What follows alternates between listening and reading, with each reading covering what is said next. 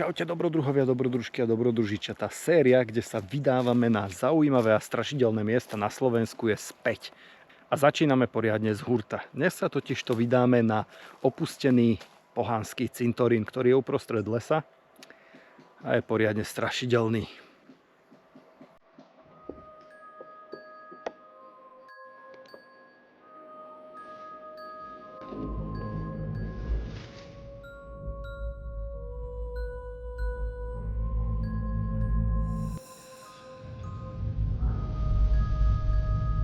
To je hrob fakt 9-ročného dievčatka. Za koľko tu prespíme? Ešte predtým, ako sme sa vydali na samotný cintorín, tak nás samozrejme čakala strastiplná cesta. Našťastie nebolo to až také zlé, ako som sa bal, a po ceste sme sa zastavili aj na kebab, takže pohodička. Keď sme konečne dorazili na miesto, konkrétne do Horného Tisovníka, ukázalo sa, že je to celkom pekná dedinka. Má niečo do seba. Sú tam celkom pekne zrekonštruované staré chalúbky a je to taká členitá dedinka s plno rôznymi zákutiami a uličkami. Je skrátka pekná. O chvíľočku sa nám začal rysovať uprostred lesa zaujímavý kostol. Viedla k nemu stará cesta, po ktorej pravdepodobne už dlhší čas nikto nekráčal. Kostol bol obohnaný plotom a zamknutý. Vysoká tráva napovedala, že omše tu boli naposledy veľmi dávno. Je to zaujímavé. Dosť ma to fascinovalo. Kedy naposledy ste videli opustený kostol. Opustený asi úplne nie je, ale skrátka je na ňom jasne viditeľné, že nie je používaný. Je to nezvyčajné. Jeho umiestnenie vysoko na kopci nad dedinou je veľmi pekné. Taktiež je tu táto vežička. Avšak zvonár asi nebol doma.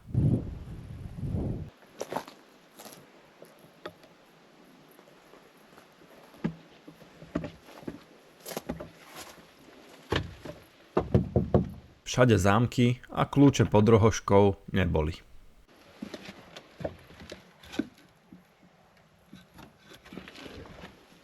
Pokračovali sme do strmého kopca. Je to veľmi nezvyčajné umiestnenie cintorínu. A pomaly sme sa začali obzerať po prvých náhrobných kameňoch. Les však stmavol. Začal byť trošku desivý. A v tom... Bolo to strašidelnejšie, ako som čakal. Proste sme išli lesom a zrazu som v hustom, veľmi strašidelnom lese uvidel pomník. Wow.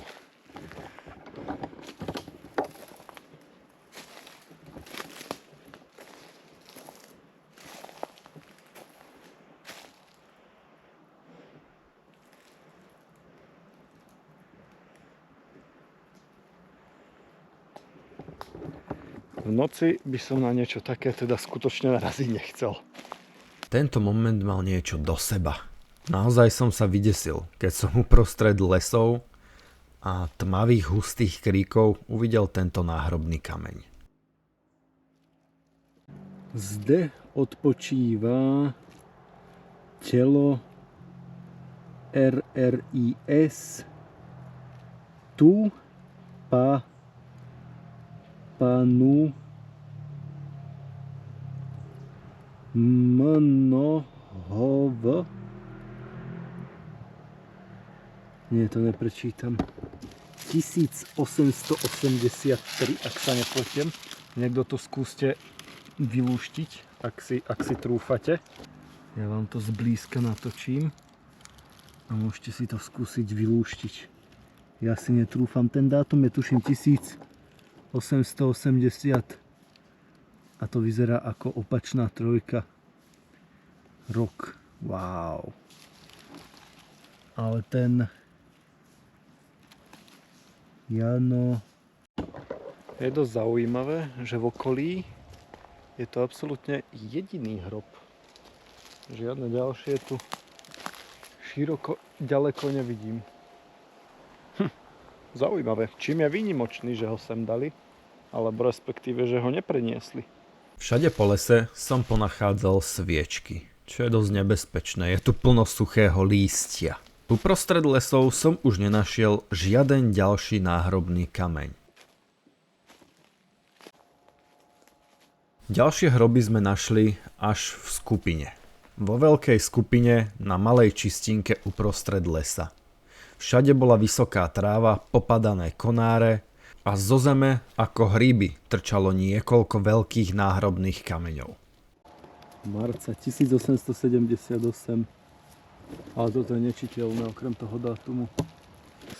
Schválne vám natočím tie pomníky aj s tými názvami, či sa to niekomu v komentári podarilo rozlúštiť. Tu je viditeľný dátum 1878 do konca marca, ale zvyšok textu mi príde absolútne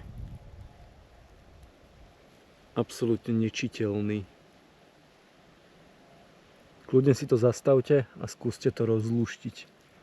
Ja keď sa na to dívam, tak dokonca mi to príde, že na kamere je to krajšie čiteľné než v realite.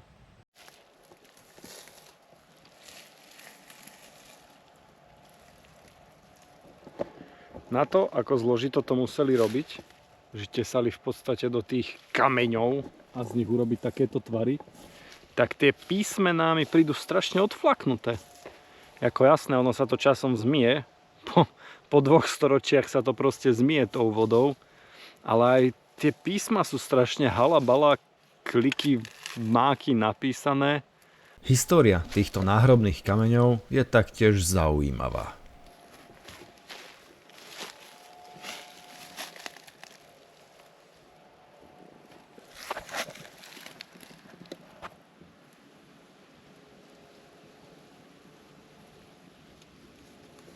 Ale tento parádne zničený, ten vyzerá, že je dokonca podkopaný. Buď ho niečo podkopalo, alebo niekto.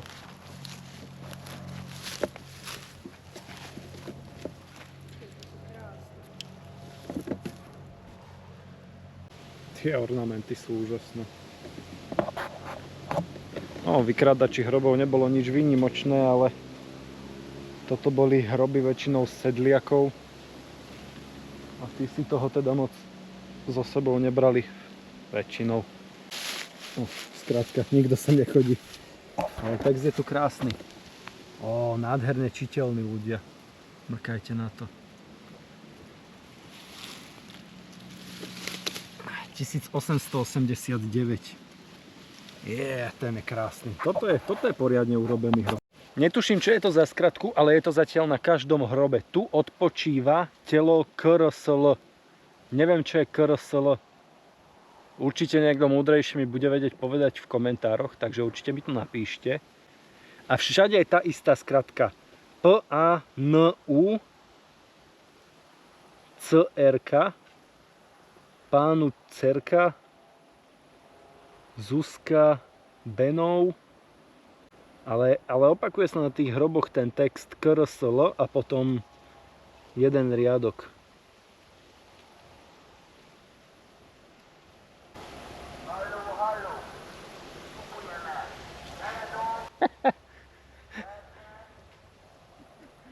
Skazilo celú strašidelnú atmosféru. Haló, my kupujeme železo. Ty vole, staré elektrokábely. Aspoň keby sa to naučil normálne. To je hrozné. Wow, tento je krásny. Pozrite sa na tie symboly.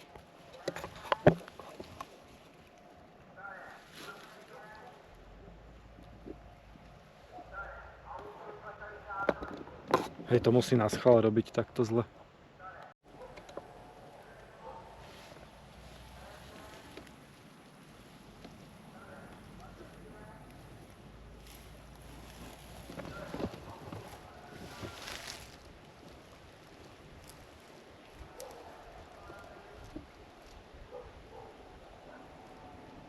A je vidieť, jak je to tu proste strašne opustené a nikto sem vôbec nechodí. Zarastené. Keby v pozadí Maďar nevykupoval staré autobatérie, tak by to bolo fakt strašidelné ľudia. Tu by sa dalo aj prespať v noci. To 9-ročné dievčatko.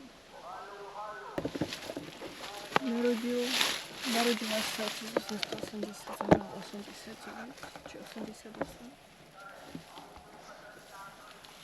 Tu odpočíva Jozanel Alswell na Jhle. To neviem, čo je. nejaký iný. Narodila sa v roku 1880 dňa 12. októbra. Zela.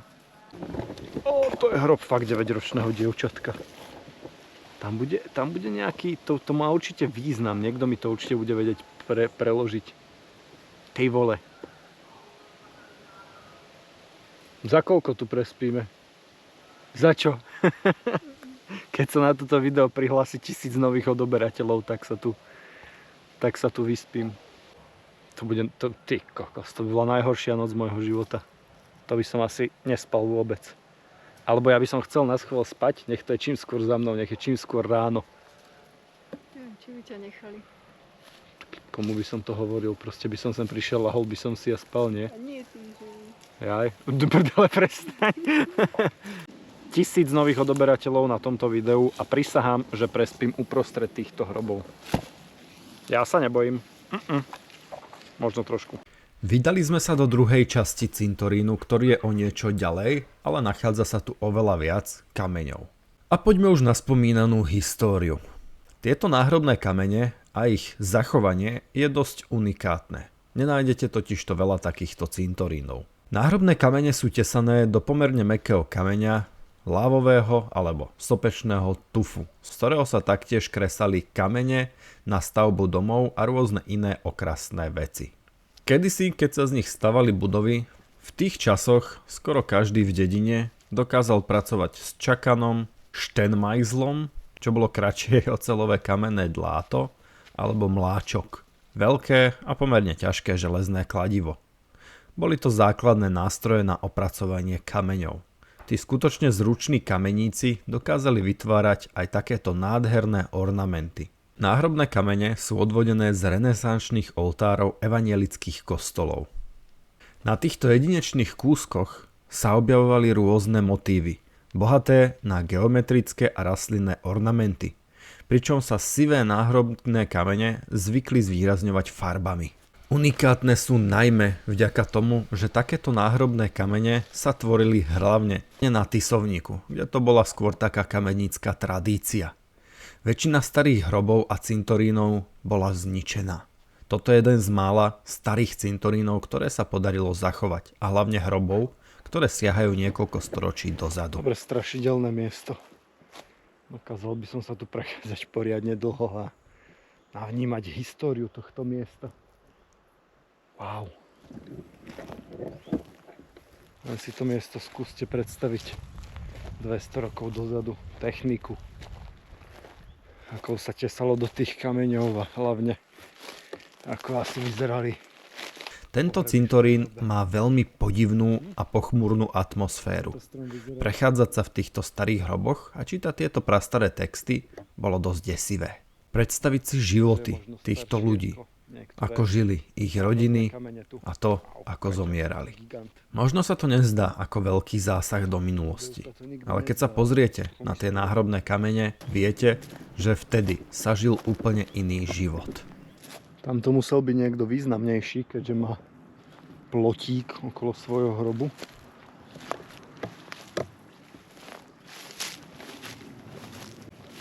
Ale väčšinou zemepáni. Ale tu nič okrem zbúraného plotíku ani není. Zaujímavé.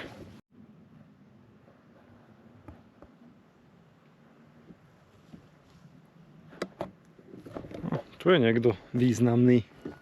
Michal Miloslav Laciak. Nejaký hudobník sa mi zdá. Dovolím si predpokladať teda. Prekvapivé bolo, že väčšina náhrobných kameňov nepatrila starým ľuďom. Mladí, 20-roční, 9-roční. Našli sme mnoho mladých ľudí. Čo je smutnou odrážkou tej doby. Dobrodruhovia, toto bol opäť prieskum nejakého zaujímavého, záhadného alebo strašidelného miesta na Slovensku. Ak sa vám video páčilo, určite podporte tento kanál v raste. Prihlásením sa na odber, lajknutím videa, vychválením a poprípade, ak chcete byť naozaj blízko tomuto kanálu, prihláste sa na členstvo. Ja vám ďakujem a my sa vidíme a počujeme pri ďalšom z mnohých videí. Zatiaľ ahojte.